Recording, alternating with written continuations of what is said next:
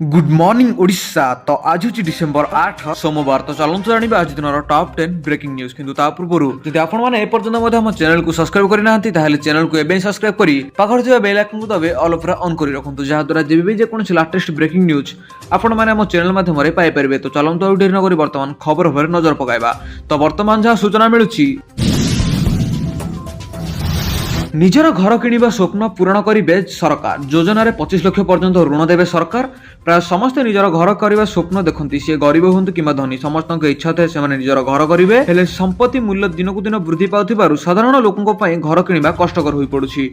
हेले सरकार गरीब लोकों दुख बुझुचंती एवं केंद्र सरकार कर्मचारी माने घर किणवा टिके सहज कर दियछंती। केंद्र सरकार हाउसिंग बिल्डिंग एडवांस योजना अधीन रे तांको कर्मचारी मानकु बहुत कम सुधार रे गृह ऋण प्रदान करिवे। केंद्र सरकार कर्मचारी माने एही योजनार सुविधा नै निज घर मालिक होबार स्वप्न पूरण करिपारिबे। तेबे आसंतु एही योजना विषय जानिबा। केंद्र सरकार गृह निर्माण अग्रिम योजना केंद्र सरकार कर्मचारी मानकु सेमानकर गृह आवश्यकता पूरण करिवार यथेष्ट सहायता करे। एही योजना अधीन रे केंद्र सरकार कर्मचारी मानकु घर निर्माण घर किणिबा घर नवीकरण किंबा किणिबा पई बहुत कम सुधार रे ऋण प्रदान करंती। एहा कर्मचारी उपरे आर्थिक बोझ ह्रास करे एवं सेमानकर भविष्यत पई सुरक्षा प्रदान करे। ता सहित किछि शर्तावली सहित आस्थिक कर्मचारी माने मध्ये आवेदन करि परिबे। जदि स्वामी एवं स्त्री उभय केंद्र सरकार कर्मचारी तेबे सेमानकर मध्यरु केवल जणे एही योजनार लाभ पाइबर बोली जणा पड़िछि। तो वर्तमान देखिबा परवर्ती खबर।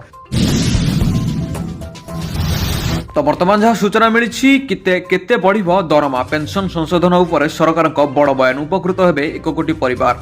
गत किछि सप्ताह धरि केंद्र सरकार कर्मचारी एवं पेंशनभोगी लागू रहिथिबा अनिश्चितता एवं संपूर्णता दूर होईछि। अर्थ मंत्रालय राज्यसभा एही खबर को निश्चित करिछि जहाकु देशव्यापी लक्ष लक्ष सरकारी कर्मचारी एवं अवसरप्राप्त कर्मचारी अपेक्षा करथिले। सरकार स्पष्ट करिसेंति जे अष्टम वेतन कमिशन केवल वर्तमान कर्मचारी दरमा गठन निर्णय करिबो नाही बरं पेंशन संशोधन उपर मध्ये सुपारिश संगठन एवं पेंशन भोगी वर्तमान मध्य सबुठारु बड़ प्रश्न थिला जे पेंशन को अष्टम वेतन कमिशन शर्तावली रे अंतर्भुक्त करा जायथिला कि नहीं। प्रकृत में अनेक कर्मचारी संघ पूर्व सरकार को चिठी लिखिचंती प्रकाश पाइथिला जे शर्तावली रे पेंशन को स्पष्ट भाव में उल्लेख करा जिवो। एही संदेह दूर करी अर्थ राष्ट्रमंत्री पंकज चौधरी राज्यसभा एही सरकार विबृति जारी करिसंती। तासह एहार अर्थ हेउछि जेतेबेले कमिशन एहार रिपोर्ट दाखल करिवे सेतेबेले एहा अवसर प्राप्त कर्मचारी पेंशन वृद्धि करिवो एवं वर्तमान मुद्रास्फीति सहित सेगुड़िक सजाड़ा एक गुरुत्वपूर्ण रेडमैप रूपरेखा करिबो एवं तास कमिशन एवं आगामी किछि मास मध्य वर्तमान आर्थिक परिस्थिति मुद्रास्फीति हार एवं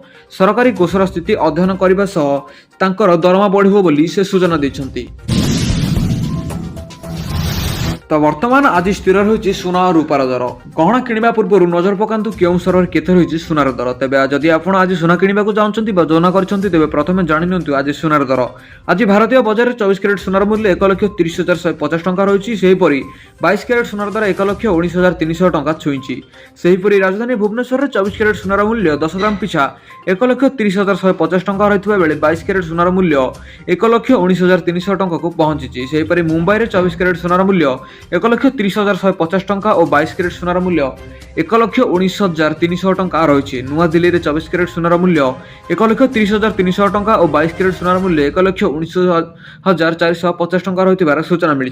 तो आपण मान सहर में क्यों भाव सुना रूपार मूल्य रही कमेंट माध्यम निश्चय जनातु। कमेंट कला बेले आपन जिला और सहर नाम निश्चय कमेंट कर जनातु।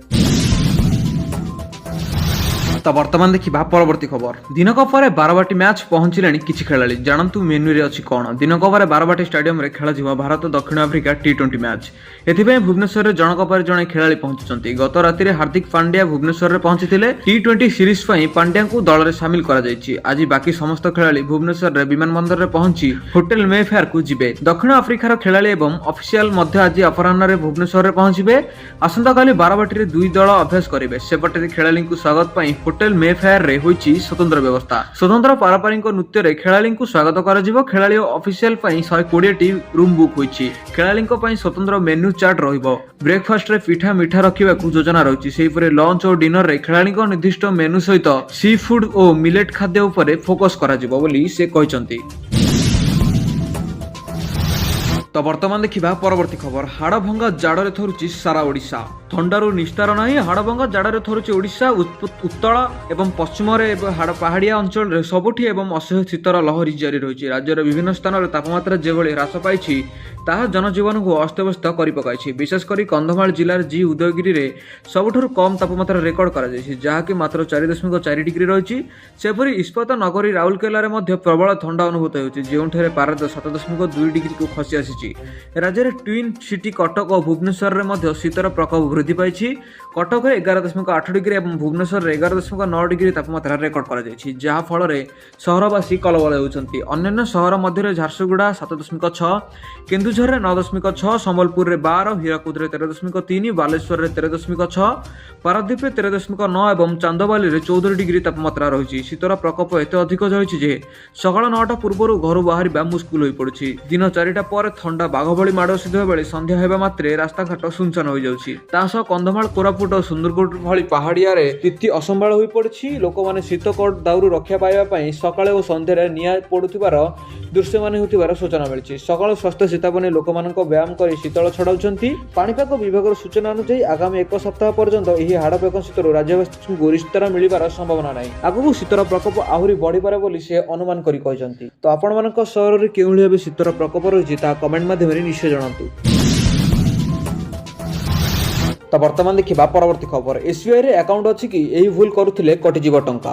ଆପଣଙ୍କର ଷ୍ଟେଟ୍ ବ୍ୟାଙ୍କ ଅଫ୍ ଇଣ୍ଡିଆରେ ବ୍ୟାଙ୍କ ଖାତା ଅଛି ଯଦି ଆପଣଙ୍କର ଏଟିଏମ୍ରୁ ବାରମ୍ବାର ଟଙ୍କା ଉଠାଇବା ଅଭ୍ୟାସ ରହିଛି, ତେବେ ସାବଧାନ, ଆପଣଙ୍କୁ ଏହି କ୍ଷେତ୍ରରେ ଧ୍ୟାନ ଦେବାର ଆବଶ୍ୟକତା ରହିଛି। କାରଣ ନିକଟରେ ଏସ୍ବିଆଇ ନିଜ ଏଟିଏମ୍ ଟ୍ରାଞ୍ଜାକ୍ସନ୍ ସହ ଜଡ଼ିତ କିଛି ନିୟମରେ ବଡ଼ ଧରଣର ପରିବର୍ତ୍ତନ କରିଛି, ଯେଉଁଥିପାଇଁ ଆପଣଙ୍କୁ ଆଗକୁ ଫ୍ରି ଟ୍ରାଞ୍ଜାକ୍ସନ୍ ଲିମିଟ୍ ପାର କରିବା ପରେ ଅଧିକ ସେବା ପାଇଁ ନିଜ ପକେଟରୁ ଖର୍ଚ୍ଚ କରିବାକୁ ପଡ଼ିବ। 2025 ମସିହା ଫେବୃଆରୀ ଓ ମଇ ମାସରୁ ଲାଗୁ ହୋଇଥିବା ଏହି ନିୟମ ଯୋଗୁଁ ଆପଣଙ୍କ ଏଟିଏମ୍ରେ ବ୍ୟବହାର କରିବାକୁ ମହଙ୍ଗା ପଡ଼ିପାରେ। ଚଳିତ ବର୍ଷ ଫେବୃଆରୀ ମାସରୁ ଏସ୍ବିଆଇ ନିଜ ଗ୍ରାହକମାନଙ୍କ ପାଇଁ ଏଟିଏମ୍ ସହ ଜଡ଼ିତ ଟ୍ରାଞ୍ଜାକ୍ସନ୍ ଫ୍ରି ଲିମିଟ୍ ଓ ଫିସ୍ ସହ ଜଡ଼ିତ ନୂଆ ନିୟମ ଲାଗୁ କରିଛି।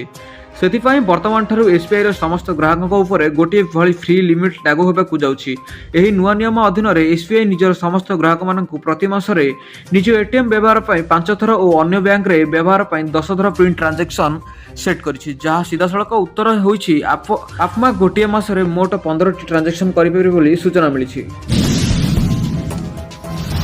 ତ ବର୍ତ୍ତମାନ ଦେଖିବା ପରବର୍ତ୍ତୀ ଖବର। 18,000 ଟପିବନି ବିମାନ ଭଡ଼ା। ଇଣ୍ଡିଗୋ ସଙ୍କଟ ଭିତରେ ସରକାରଙ୍କ ବଡ଼ ନିଷ୍ପତ୍ତି। ଭଡ଼ା ନିର୍ଦ୍ଧାରଣ କଲା କେନ୍ଦ୍ର ସରକାର। ଗତ 4 ଦିନ ଧରି ଇଣ୍ଡିଗୋ ଏୟାରଲାଇନ୍ସରେ ଚାଲିଥିବା ସଙ୍କଟ ମଧ୍ୟରେ ସରକାର କଠୋର ଆଭିମୁଖ୍ୟ ଗ୍ରହଣ କରିଛନ୍ତି। ବେସାମରିକ ବିମାନ ଚଳାଚଳ ମନ୍ତ୍ରଣାଳୟ ଏହି ସଙ୍କଟର ସାମ୍ନା କରିବା ପାଇଁ ନୂଆ ନିୟମ ମାର୍ଗଦର୍ଶକ ଜାରି କରିଛନ୍ତି। ସରକାରଙ୍କ ପକ୍ଷରୁ ଇଣ୍ଡିଗୋକୁ ଯାତ୍ରୀଙ୍କ ଟଙ୍କା ତୁରନ୍ତ ଫେରସ୍ତ ପାଇଁ କୁହାଯାଇଛି। ଏହା ସହ ସରକାର ଅନ୍ୟ ଏୟାରଲାଇନ୍କୁ ଭଡ଼ା ବୃଦ୍ଧି ଉପରେ ବି ଲଗାମ କରିଛନ୍ତି। ମନ୍ତ୍ରଣାଳୟର ସମସ୍ତ ପ୍ରାରମ୍ଭିକ ମାର୍ଗ ଉପରେ ସଠିକ୍ ଭଡ଼ା ସୁନିଶ୍ଚିତ କରିବା ପାଇଁ ନିଜ ରେଗୁଲେଟର କ୍ଷମତାକୁ ବ୍ୟବହାର କରାଯାଇଛି।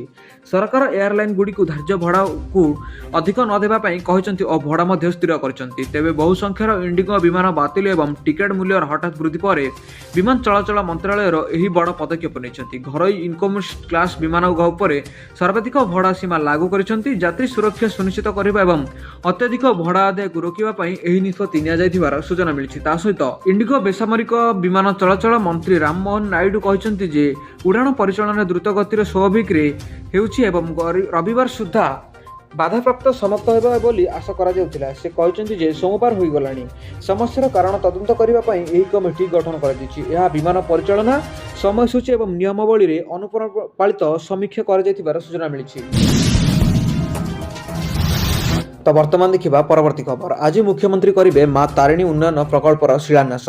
ଆଜି ମୁଖ୍ୟମନ୍ତ୍ରୀ ମୋହନ ମାଝୀ ବହୁ ପ୍ରତୀକ୍ଷା ଘଟଗାଁ ତାରିଣୀ ଉନ୍ନୟନ ପ୍ରକଳ୍ପର ଶିଳାନ୍ୟାସ କରିବେ। ପାଖାପାଖି 300 କୋଟି ଟଙ୍କାର ଏହି ଉନ୍ନୟନ ପ୍ରକଳ୍ପର ମୁଖ୍ୟମନ୍ତ୍ରୀ ମୋହନ ଚରଣ ମାଝୀ ଉଦ୍ଘାଟନ କରିବା କାର୍ଯ୍ୟକ୍ରମ ରହିଛି।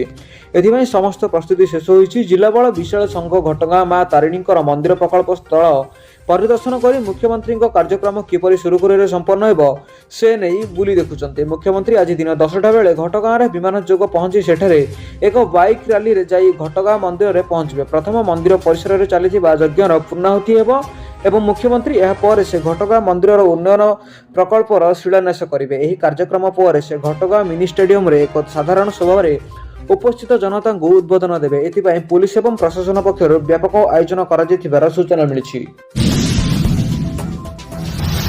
ତ ବର୍ତ୍ତମାନ ଦେଖିବା ପରବର୍ତ୍ତୀ ଖବର। ଭୁବନେଶ୍ୱରରେ ବଦଳିଲା ପେଟ୍ରୋଲ ଏବଂ ଡିଜେଲ ଦାମ। ପେଟ୍ରୋଲ ଏବଂ ଡିଜେଲ ଦାମରେ ପରିବର୍ତ୍ତନ ହୋଇଥାଏ। ऑयल मार्केटिंग कंपनी माने देशर समस्त राज्य ପାଇଁ पेट्रोल डीजेल दाम जारी କରିଛନ୍ତି। प्रत्येक दिन तेलर नुआ दर निर्धारण କରାଯାଏ। ହେଲେ ଭୁବନେଶ୍ୱରରେ କମିଛି पेट्रोल एवं डीजेल दाम। आज भुवनेश्वर पेट्रोल दर 100 टंका रहिथिबा बेले डीजेल दाम प्रति लिटर पिछा 92 टंका 51 पैसा रहिछि। सेहीपरि दिल्ली रे पेट्रोल लिटर पिछा 94 टंका 77 पैसा और डीजेल दर पिछा 87 टंका 67 पैसा होइछि। मुंबई रे पेट्रोल लिटर पिछा 103 टंका 50 पैसा होइथिबा बेले डीजेल लिटर पिछा 90 टंका 3 पैसा रहिछि। सेहीपरि कोलकाता रो पेट्रोल दर 105 टंका 41 पैसा थिबा बेले डीजेल दर 92 टंका 2 पैसा रहिछि। चेन्नई रे पेट्रोल दर 101 टंका 3 पैसा रहिथिबा बेले डीजेल दाम 92 टंका 61 पैसा रहिछि। प्रत्येक दिन सकाळ 6टारे पेट्रोल एवं डीजेल दर आपण माने हम चैनल माध्यम रे पाई परिबे। बास यह थिला आजर किछि गुरुत्वपूर्ण मुख्य अपडेट्स। तो आशा करूछि वीडियोटी डेफिनेटली भल लागिथिबो। जदि आपण वीडियोटी भल लागिछि ताले वीडियो को लाइक करबा सहित चैनल को सब्सक्राइब करंतु, जहा द्वारा प्रत्येक दिन लेटेस्ट ब्रेकिंग न्यूज आपण माने हम चैनल माध्यम रे सर्वप्रथम देखि परिबे। Bureau report the news Odia.